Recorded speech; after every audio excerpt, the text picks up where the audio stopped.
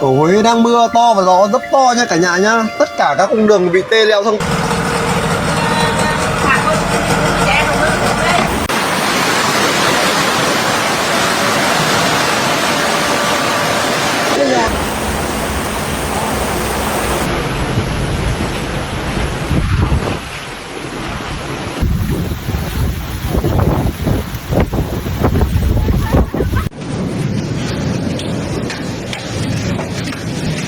November 6th, 2025, Vietnam.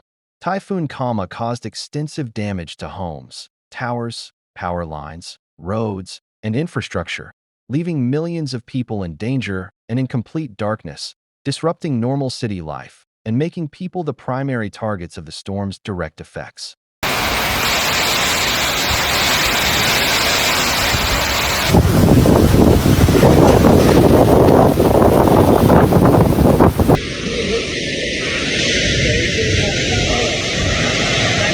The storm's storm surge was reported to have extended over 350 miles, 500 kilometers, and affected inland and highland areas.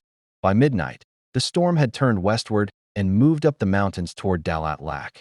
As the storm reached the highlands, wind speeds increased due to valley winds.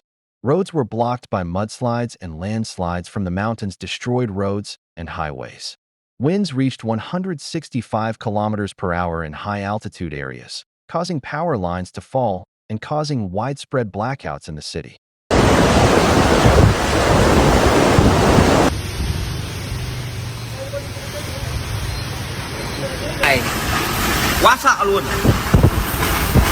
Earlier, at 9:45 p.m., winds of 145 miles per hour hit the Quang Ngai coastline. Houses were submerged in minutes and fishing villages were damaged. People took to rooftops to save their lives. In Da Nang, one of the major cities, buildings and infrastructure were damaged by the torrential rain and wind. Downed trees and damaged power lines caused widespread outages more than 45 miles inland.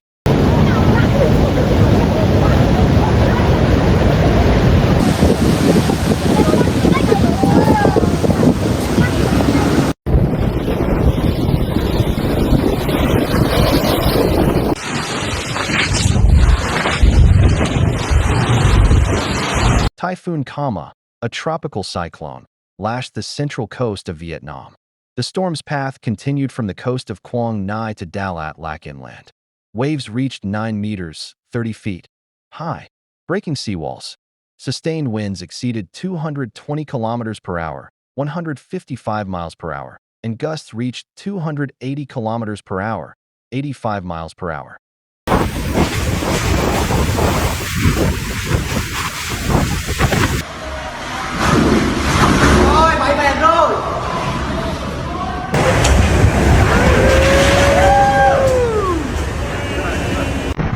The water flowing down from the mountains increased the intensity of the flood. Houses on the slopes fell into the valley, bridges and roads were damaged or collapsed. Rivers overflowed, and the floodwaters quickly submerged urban areas. The water rose sharply in a matter of minutes, and in some areas the water level rose to 2,261 meters, making it very dangerous. The conditions were extremely dangerous and limited the rescue operation.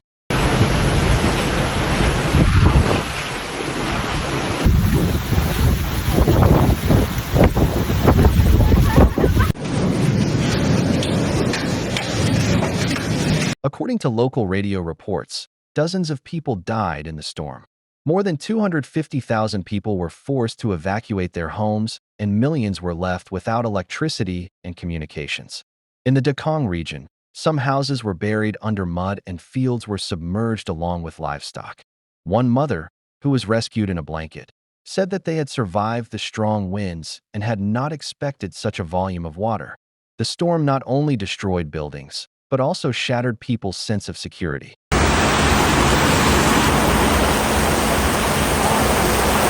As the winds died down and the floods subsided, Vietnam was plunged into a silence heavier than the storm itself. Yesterday's bustling streets became lifeboat passages, and families searched for signs of life among the rubble. Millions are now caught up in a new storm, the storm of reconstruction. Talmaygi may have passed, but its impact will linger for years. for mothers holding their children in their arms, for fishermen who no longer recognize their shores, and for volunteers building sand walls today so that tomorrow will be safer. This disaster is not just a local event, it is a global warning. What happened in Vietnam does not stay in Vietnam. From the Persian Gulf to the Atlantic coast, we are all facing similar storms.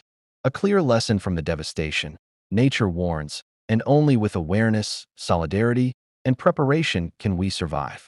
If this report moved you, amplify the voices of survivors by sharing it, because only together can we build a safer future.